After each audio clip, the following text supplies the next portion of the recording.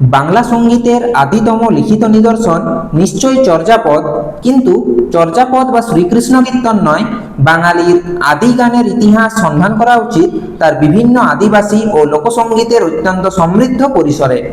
তাহলে এই লাইনটির সহজ অর্থ আমি তোমাদের প্রথমে বুঝিয়ে দিচ্ছি, তারপরে এমসিকিউ আলোচনা করব। বাংলা সঙ্গীতের আদিতম লিখিত নিদর্শন, আদিতম অর্থাৎ সবচেয়ে প্রাচীন, লিখিত নিদর্শন অর্থাৎ লিখিত প্রমাণ। বাংলা সঙ্গীতের সবচেয়ে প্রাচীন লিখিত প্রমাণ নিশ্চয়ই চর্যাপদ, অর্থাৎ বাংলা ভাষার প্রাচীন বৌদ্ধ সাধকদের রচিত পদসমূহ যে গ্রন্থে আছে তার নাম চর্যাপদ, কিন্তু চর্যাপদ বা শ্রীকৃষ্ণ কীর্তন নয়। তাহলে শ্রীকৃষ্ণ কীর্তন মানে হচ্ছে মধ্যযুগের বিখ্যাত বাংলা কাব্যগ্রন্থ শ্রীকৃষ্ণ কীর্তন। তো এই প্রাচীন, সবচেয়ে প্রাচীন চর্যাপদ এবং মধ্যযুগের কাব্যগ্রন্থ শ্রীকৃষ্ণ কীর্তন নয়।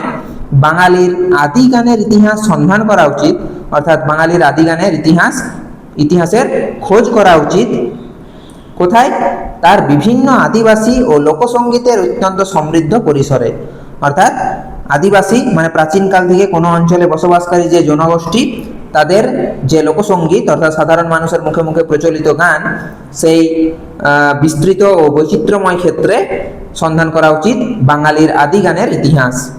অর্থাৎ বাংলা গানের সবচেয়ে পুরনো লিখিত প্রমাণ চর্যাপদ, কিন্তু বাঙালির গানের ইতিহাস শুধু চর্যাপদ বা শ্রীকৃষ্ণ কীর্তন থেকে শুরু হয়েছে ভাবলে ভুল হবে। এরও আগে বিভিন্ন আদিবাসী ও লোকগানের মধ্যে বাংলা গানের প্রাচীন ইতিহাসের অনেক উপাদান লুকিয়ে আছে। তাহলে এখান থেকে এমসিকিউ কি হবে? বাংলা সঙ্গীতের আদিতম লিখিত নিদর্শন কোনটি? Option A Shrikrishna Kirtan, option B Mangal Kavya, option C Charyapada, option D Gita Govinda. তাহলে বাংলা সঙ্গীতের আদিতম লিখিত নিদর্শন হলো চর্যাপদ। তারপরে বাংলা গানের ইতিহাস সন্ধান করা উচিত কোন পরিসরে? অপশন এ কেবল চর্যাপদে, অপশন বি কেবল শ্রীকৃষ্ণ কীর্তনে, অপশন সি কেবল মঙ্গল কাব্যে, অপশন ডি আদিবাসী ও লোকসঙ্গীতের সমৃদ্ধ পরিসরে। বাংলা গানের ইতিহাস সন্ধান করা উচিত আদিবাসী ও লোকসঙ্গীতের সমৃদ্ধ পরিসরে। এছাড়া এখান থেকে কি এমসিকিউ হতে পারে না, বাঙালির আদি গানের ইতিহাস খুঁজতে হলে কোন সঙ্গীতের দিকে নজর দিতে হবে? অপশন এ আধুনিক গান, অপশন বি চলচ্চিত্রের গান, অপশন সি আদিবাসী ও লোকসঙ্গীত, অপশন ডি রবীন্দ্রসঙ্গীত। তাহলে বাঙালির আদি গানের ইতিহাস খুঁজতে হলে আদিবাসী ও লোকসঙ্গীতের দিকে নজর দিতে হবে। তারপরের লাইনে দেখো, করম পূজা বা গারাম ঠাকুরের গানে বিভিন্ন ব্রতের অনুষ্ঠানে যেসব গান গাওয়া হয় তার সঙ্গে মানুষের প্রজনন সংক্রান্ত আকাঙ্ক্ষা এবং নানাবিধ জাদু বিশ্বাস সম্ভূত আচার অনুষ্ঠানের প্রত্যক্ষ যোগ রয়েছে। তাহলে করম পূজা, করম পূজা কি না আদিবাসী সমাজের একটি ধর্মীয় উৎসব হচ্ছে করম পূজা বা গারাম ঠাকুরের গান। আর বিভিন্ন ব্রতের অনুষ্ঠান, ব্রত মানে ধর্মীয় নিয়ম অনুষ্ঠান সম্মিলিত যে একটা ক্রিয়া, পূজা, আচার বা ধর্মীয় কাজ, সেই ব্রত অনুষ্ঠানে যেসব গান গাওয়া হয় তার সঙ্গে মানুষের প্রজনন সংক্রান্ত আকাঙ্ক্ষা এবং নানাবিধ জাদু বিশ্বাস সম্ভূত আচার অনুষ্ঠানের প্রত্যক্ষ যোগ রয়েছে। তাহলে এই বংশবৃদ্ধি বা সন্তান জন্মদান, এই যে আকাঙ্ক্ষা, সন্তান জন্মানোর যে আকাঙ্ক্ষা, আর নানাবিধ জাদু বিশ্বাস সম্ভূত আচার, মানে নানা ধরনের জাদু বা অলৌকিক শক্তির বিশ্বাস থেকে সৃষ্টি ধর্মীয় বা সামাজিক নিয়ম মেনে করা কাজের ওপর সরাসরি সম্পর্ক রয়েছে। কিসের না এই যে করম পূজা বা গারাম ঠাকুরের যে গান বা বিভিন্ন ব্রতের অনুষ্ঠানে যেসব গান গাওয়া হয় তার সাথে এইসব ধর্মীয় কাজের প্রত্যক্ষ যোগ রয়েছে। অর্থাৎ এই যে বলছে করম পূজা বা গারাম ঠাকুরের গানে মানে করম পূজার গান এবং বিভিন্ন ব্রতের সময় যে গান গাওয়া হয় সেগুলি কিন্তু বাংলা গানের ইতিহাসে খুবই গুরুত্বপূর্ণ। আর এইসব যে গান তার সঙ্গে মানুষের প্রজনন সংক্রান্ত আকাঙ্ক্ষা এবং নানাবিধ জাদু বিশ্বাস সম্ভূত আচার অনুষ্ঠানের প্রত্যক্ষ যোগ রয়েছে। অর্থাৎ এই লোকগানগুলির সঙ্গে মানুষের সন্তান লাভের আশা, সুখ সমৃদ্ধির কামনা এবং নানা ধরনের ধর্মীয় বা জাদু বিশ্বাস ভিত্তিক আচার অনুষ্ঠানের সরাসরি সম্পর্ক রয়েছে। তাহলে এখান থেকে প্রশ্ন কি হতে পারে? এমসিকিউ প্রশ্ন, করম পূজা কিসের সঙ্গে সম্পর্কিত? অপশন এ লোকসঙ্গীত, অপশন বি আধুনিক গান, অপশন সি নজরুল গীতি, অপশন ডি কীর্তন। তাহলে করম পূজা লোকসঙ্গীতের সঙ্গে সম্পর্কিত। এই করম পূজায় যেসব গান করা হয় সেগুলো হচ্ছে লোকসঙ্গীত, তাই করম পূজা লোকসঙ্গীতের সঙ্গে সম্পর্কিত। তারপরের প্রশ্ন, ব্রতের অনুষ্ঠানের গানের সঙ্গে কিসের যোগ রয়েছে? অপশন এ রাজনৈতিক মতবাদ, অপশন বি প্রজনন সংক্রান্ত আকাঙ্ক্ষা, অপশন সি শিল্প বিপ্লব, অপশন ডি নগর জীবন। তাহলে ব্রতের অনুষ্ঠানের গানের সঙ্গে প্রজনন সংক্রান্ত আকাঙ্ক্ষার যোগ রয়েছে। তারপরের লাইনে দেখো, সাংস্কৃতিক নৃতত্ত্ব এবং লোকসংস্কৃতির গবেষকরা মনে করেন কোন জাতির আদি সঙ্গীতে রূপভেদের সংরক্ষণ একমাত্র এই ধরনের ধর্মীয় আচারমূলক মন্ত্র ছড়া বা গানেই অনেকাংশে পাওয়া সম্ভব। তাহলে সাংস্কৃতিক নৃতত্ত্ব মানে মানুষের সমাজ, সংস্কৃতি ও জীবনযাত্রা নিয়ে যে গবেষণার শাস্ত্র সাংস্কৃতিক নৃতত্ত্ব, এবং লোকসংস্কৃতির গবেষকরা মনে করেন মানে সাধারণ মানুষের সংস্কৃতি। তাহলে এই যে মানুষের সমাজ, সংস্কৃতি, জীবনযাত্রা, হ্যাঁ, মানুষের সাধারণ মানুষের সংস্কৃতি নিয়ে যেসব যারা গবেষণা করেন সেই সব গবেষকরা মনে করেন যে কোনো জাতির আদি সঙ্গীতে রূপভেদের সংরক্ষণ একমাত্র এই ধরনের ধর্মীয় আচারমূলক মন্ত্র ছড়া বা গানেই অনেকাংশে পাওয়া সম্ভব।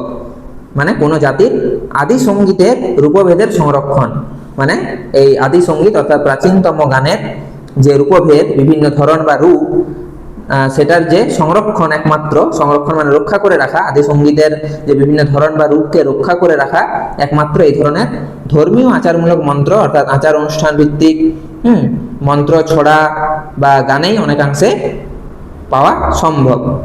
তাহলে এখানে কি বলতে চাইছে যে সংস্কৃতি ও লোকসংস্কৃতি নিয়ে যারা গবেষণা করেন তারা একটি গুরুত্বপূর্ণ মত কিন্তু প্রকাশ করেছেন এই লাইনে।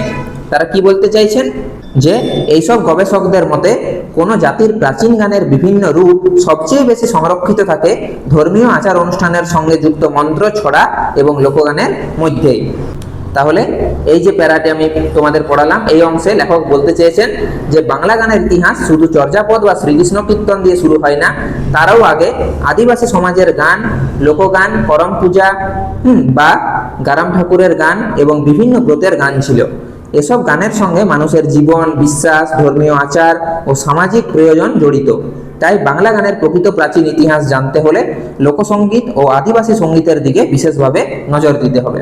তাহলে এই প্যারার শেষ লাইন থেকে আর কি প্রশ্ন হতে পারে যে লোকসংস্কৃতির গবেষকদের মতে আদি সঙ্গীতের রূপভেদ কোথায় সংরক্ষিত থাকে?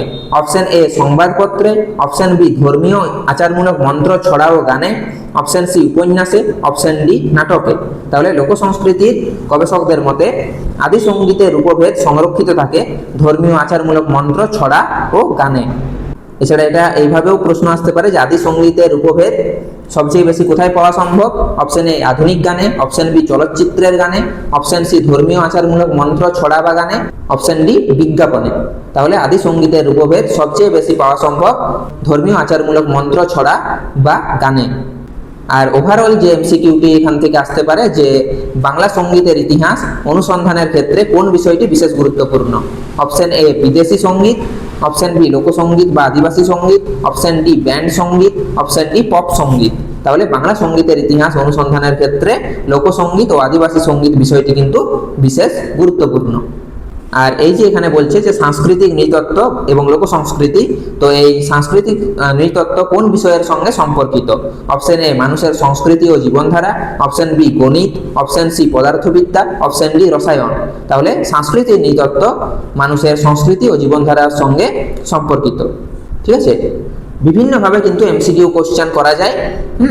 এটা যদি ঘুরিয়ে দেয় যে ধর্মীয় আচারমূলক মন্ত্র ছড়া বা গানে কি সংরক্ষিত থাকে, তখন এখানে উত্তর হবে আদি সঙ্গীতের রূপভেদ।